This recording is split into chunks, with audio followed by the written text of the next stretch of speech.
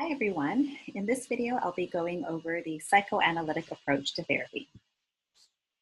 Freud's view of human nature is deterministic, and this means that he viewed behavior as determined by irrational forces, unconscious motivations, and biological and instinctual drives. Instincts, which used to be referred to as libido, serve the purpose of maintaining the survival of the individual. These life instincts include all pleasurable acts as well as efforts to avoid pain. For example, humans have an instinct to eat food. This ensures survival, brings pleasure, and avoids the pain of hunger. In addition to life instincts, this approach suggests that we are also driven by death instincts, which help to explain aggressive behavior. Understanding that this is the way psychoanalytic therapists view human nature then provides us a lens through which to understand everything else. The focus of psychoanalytic therapy is bringing the unconscious to the conscious mind so that repressed experiences and emotions can be brought to the surface and examined.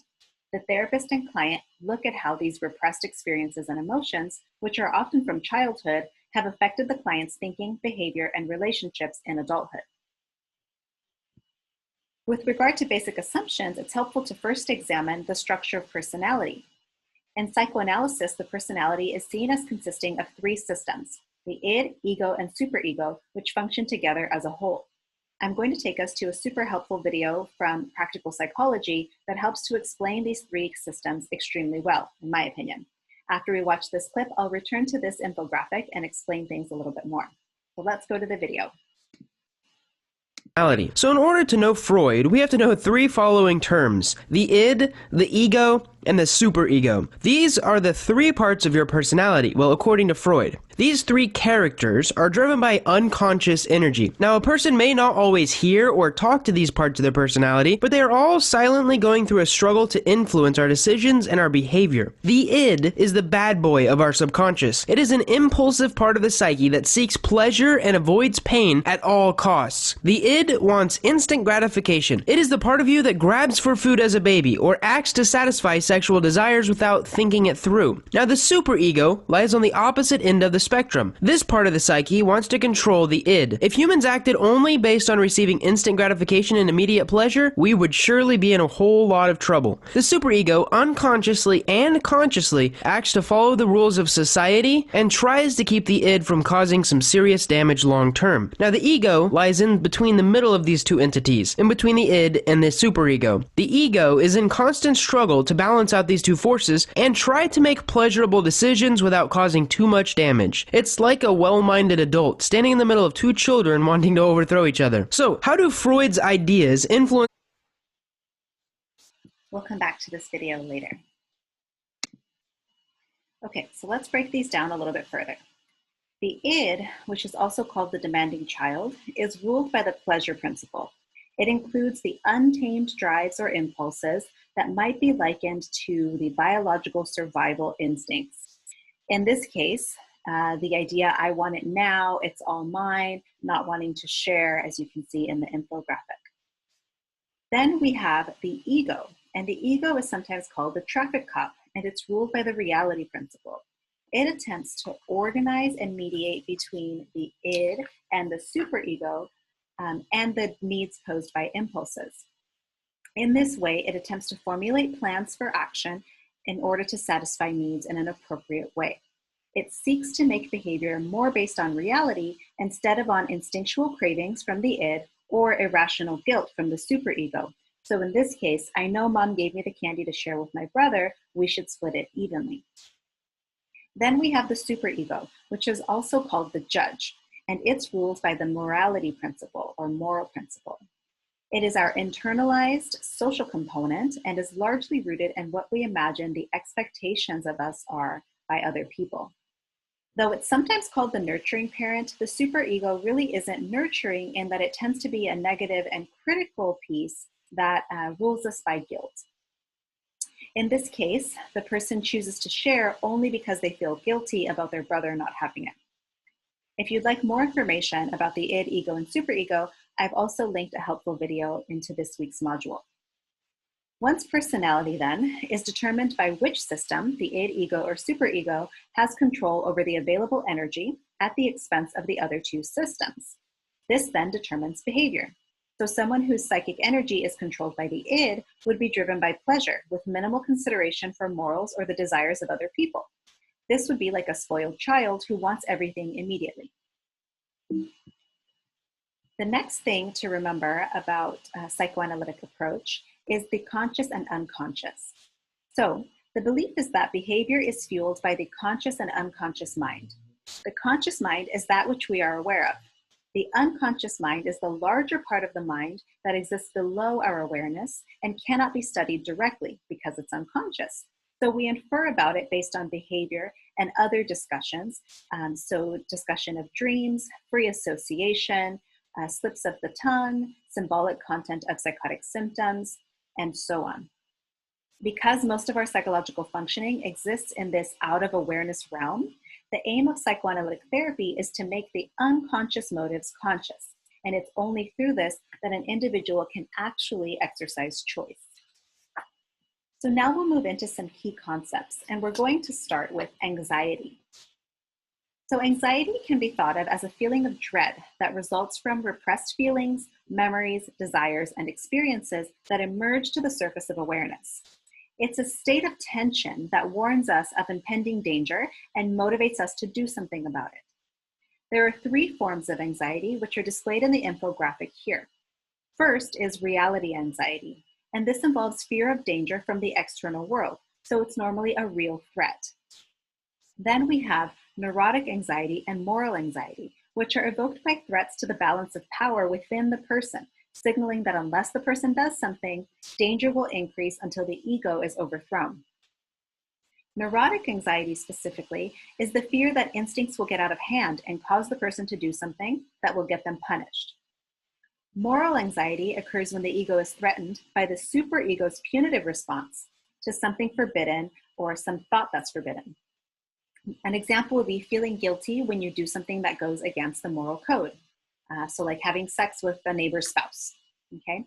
If the ego is struggling to control anxiety by rational and direct methods, it relies on indirect methods, ego defense behavior. So ego defense mechanisms help the individual cope with anxiety and prevent the ego from being overwhelmed.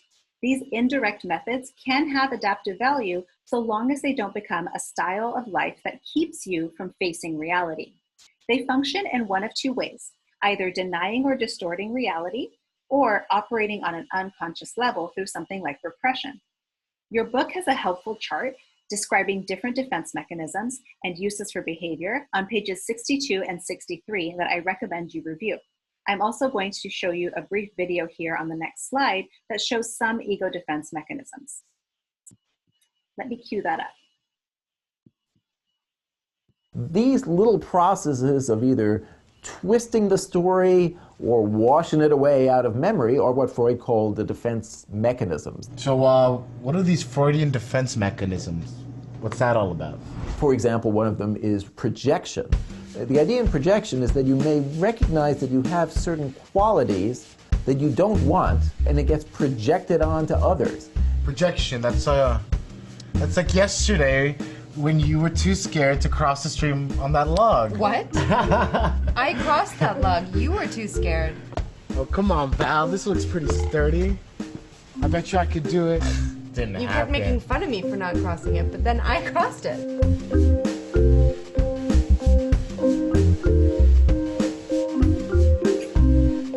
Come on, it's your turn. It's really easy. I just did it. It's like a branch, Val. I don't think it's gonna hold my weight. What? Yeah, sure it will. Come on, quit playing around. Let's go back. Also, Freud proposes a defense mechanism that kind of takes what you want and spins it around the opposite way, a reaction formation. In reaction formation, we unconsciously replace threatening inner wishes we have with exaggerated versions of their opposite.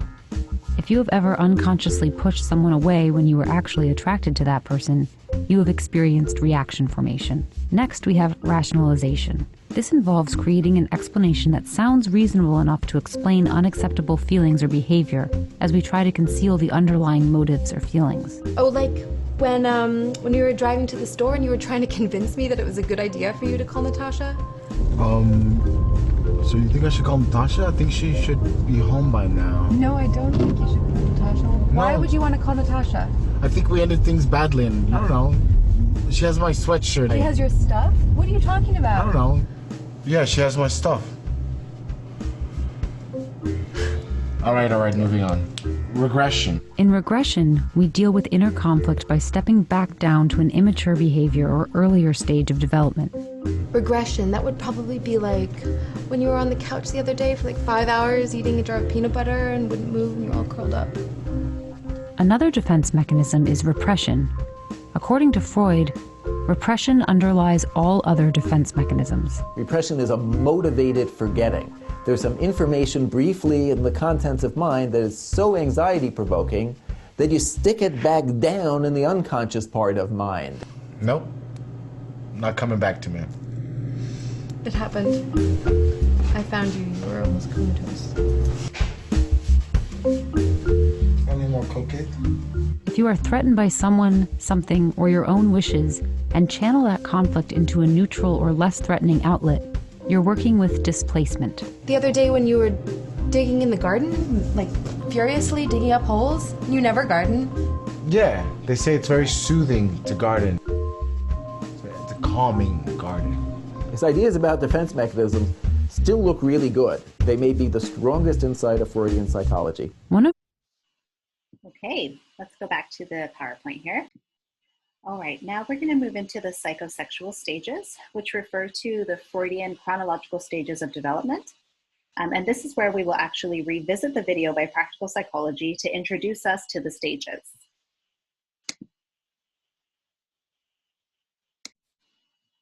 The way that we shape our personality. Well, one of his theories was that as a child grows into an adult, they encounter 5 psychosexual stages of development. During each of these stages of development, the id is focused on a specific erogenous zone. Now, the ego must struggle to balance out the pleasure-seeking id and the moral superego. During each of these phases, internal conflicts will result in many different types of struggles. Now, Freud said personality is formed by the process and the results of each of these struggles. So there are 5 basic stages. The first one is oral, the second one is anal, the third one is phallic, the fourth one is latency, and the fifth one is genital. Freud believes that most of our personality has actually been formed by the time that we reach age 5. At the age of 5, a child has gone through the oral, the anal, and most of the phallic stages. Now, if the child continues to struggle with balance during these stages, they will develop something called fixations. For example, stage 1 is the oral stage. Oral fixations include smoking or problems with eating. If someone fails to master potty training, or they still struggle during the anal stage, then as they grow into an adult, they may become a sloppy or a lazy person. This is actually where we get the term anal retentive. During the third stage, the phallic stage, Freud believed that boys and girls start to notice the differences in each other and develop either the Oedipus complex or penis envy. The Oedipus complex is the idea that unconsciously, young boys feel possessive of their mother, and as a result, they feel very aggressive towards their father. Freud also believed that young girls experience something called penis envy, and due to their lack of a penis, develop fixations to follow them until they're an adult. If Freud's ideas make you uncomfortable, either for the fact that he focuses explicitly on sex or that he seems to frame women as the lesser sex, you're not alone. Actually, it was a little weird talking about these into a microphone. Freud has... Okay, let's talk about this in a bit more depth. All right, so Freud suggests that the first 3 stages of development bring people to therapy when they're not resolved appropriately. First, the oral stage deals with the need for food, pleasure, and basic nurturing. Oral fixations may arise from deprivation in those areas. Problems in this stage contribute to inability to trust oneself and others, fear of loving and forming close relationships, and low self-esteem. Next, the anal stage deals with control over one's bowels, control over oneself, personal power, ability to express negative emotions, and so on. Anal fixations may arise from having parents who are either too over-controlling or overly permissive. Problems during this stage contribute to an inability to recognize and express anger, which leads to the denial of one's power as a person and a lack of autonomy. Third is the phallic stage, which deals with resolution of the Oedipus or Electra complexes. Phallic fixations may result from negative responses to children's emerging sexuality. Problems during this stage contribute to an inability to fully accept one's sexuality and sexual feelings, and also with difficulty accepting oneself as a man or a woman. The latency period lasts between ages 6 and 12 and involves socialization skills building. Finally, the genital stage involves learning how to contribute something constructive to life and society. Someone who reaches this stage is considered psychologically well-adjusted and balanced. As the video mentioned, there are some criticisms of this approach. First, the psychosexual stages have been criticized because they are challenging to empirically test, and there's evidence that they just really aren't plausible. Further, their predominantly male focus has led the stages to be critiqued as unsubstantiated, sexist, and incorrect. Nonetheless, the stages have important implications for therapy and understanding development. First, they consider the impact of trauma and its repression upon development. Experts also agree that early childhood experiences play an enduring and pivotal role in lifelong development. They have also influenced other developmental theories, such as Erikson's psychosocial perspective, which your textbook goes into more depth on. That's it for this video, and in the next one, I'll be going over the psychoanalytic therapy process. So be sure to follow up with that one. Let me know if you've got any questions. Thank you.